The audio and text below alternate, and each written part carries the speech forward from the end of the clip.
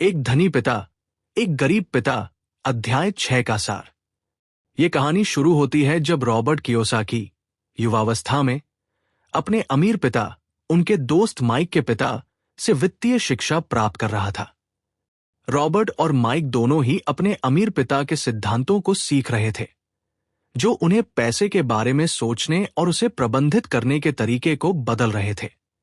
अध्याय 6, जिसका शीर्षक पैसे के लिए काम करने की बजाय पैसे को आपके लिए काम करने दो, वित्तीय स्वतंत्रता के मार्ग पर एक महत्वपूर्ण मोड़ है।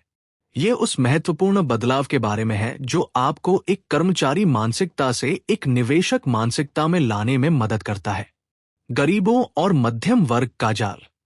रॉबर्ट के अमीर पिता ने समझाया कि गरीब और मध्यम वर्ग अक्सर एक ही जाल में फंसे रहते हैं, जिसे रैट रेस कहा जाता है।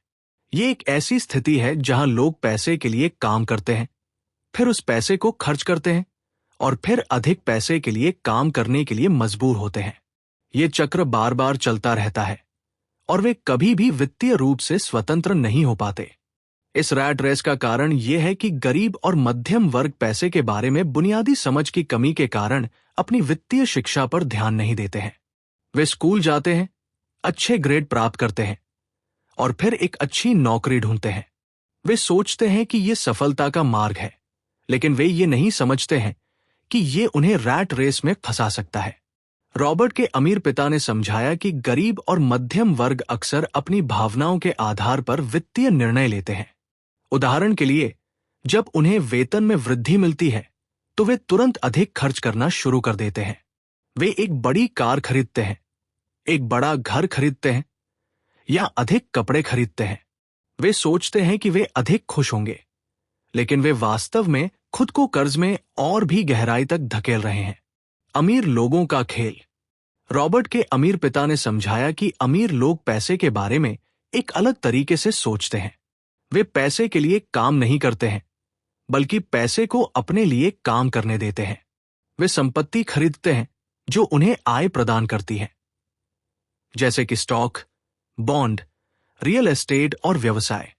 वे अपनी आय को अपनी संपत्ति में फिर से निवेश करते हैं, जिससे उनकी संपत्ति का मूल्य बढ़ता है और उनकी आय बढ़ती है। अमीर लोग जानते हैं कि वित्तीय स्वतंत्रता प्राप्त करने का एकमात्र तरीका संपत्ति खरीदना है। वे देनदारियों से बचते हैं, जो ऐसी चीजें हैं जो उनकी जेब से पैसा निकालती हैं, जैसे कि कार ऋण, क्रेडिट कार्ड ऋण और बंधक। वे केवल तभी देनदारियों को खरीदते हैं जब वे वास्तव में आवश्यक हो, और वे हमेशा उन्हें जल्द से जल्द चुकाने की कोशिश करते हैं। अमीर लोग अपनी वित्तीय शिक्षा पर ध्यान केंद्रित करते हैं। वे पैसे के बारे में किताबें पढ़ते हैं, वित्तीय सेमिनार में भाग लेते हैं और वित्तीय सलाहकारों से सलाह लेते हैं। वे हमेशा नई चीजें सीखने और अपनी वित्तीय समझ को बेहतर बनाने के तरीके खोजते हैं। संपत्ति बनाम देनदारी। रॉबर्ट के अमीर पिता ने समझाया कि संपत्ति और देनदारी के बीच अंतर को समझना वित्तीय सफलता के लिए महत्वपूर्ण है। एक संपत्ति वह चीज है जो आपकी जेब में पैसा डालती है, जबकि एक देनदारी वह चीज है जो आपकी जेब से पैसा निकालती है। एक घर, उदाहरण के लिए, एक संपत्ति नहीं है, बल्कि एक देनदारी है। ऐसा इसलिए है क्योंकि आपको बंधक, संपत्ति कर, बीमा और रखरखाव पर हर महीने पैसा खर्च करना पड़ता है। एक घर केवल तभी एक संपत्ति बन जाता है जब आप उसे किराए पर देते हैं और किराए की आय आपके खर्चों से अधिक होती है। स्टॉक, बॉन्ड, रियल एस्टेट और व्यवसाय सभी संपत्तियां हो सकते हैं, लेकिन वे देनदारियां भी हो सकते हैं। यदि आप एक स्टॉक खरीदते हैं जो मूल्य में घटता है, तो आप पैसे खो देंगे।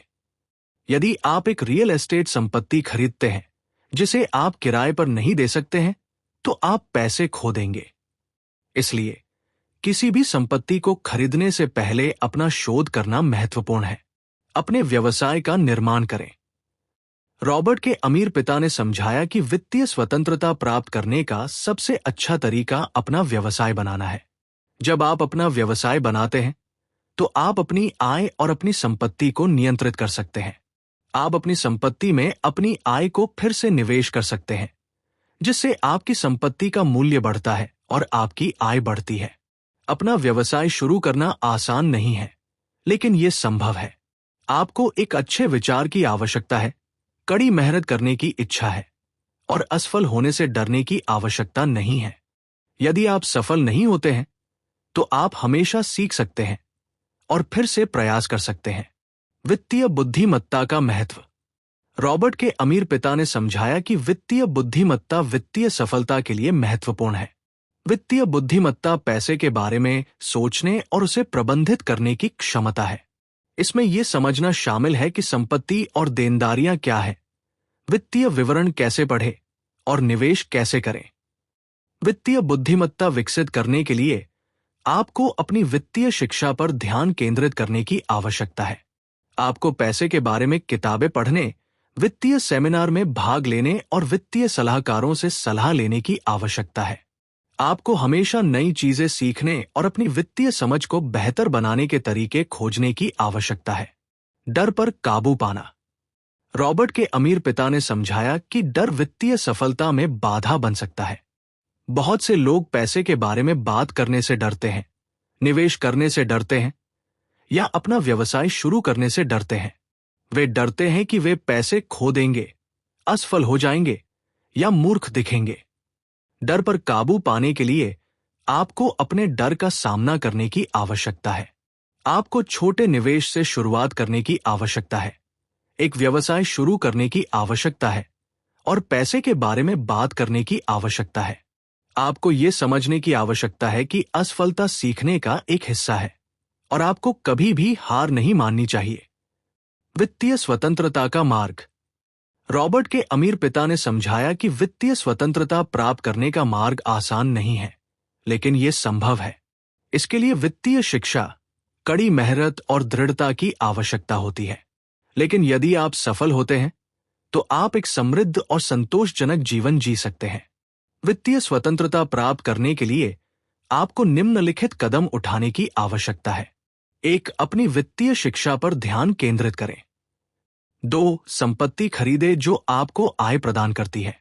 3. देनदारियों से बचे जो आपकी जेब से पैसा निकालती है। 4. अपना व्यवसाय बनाएं।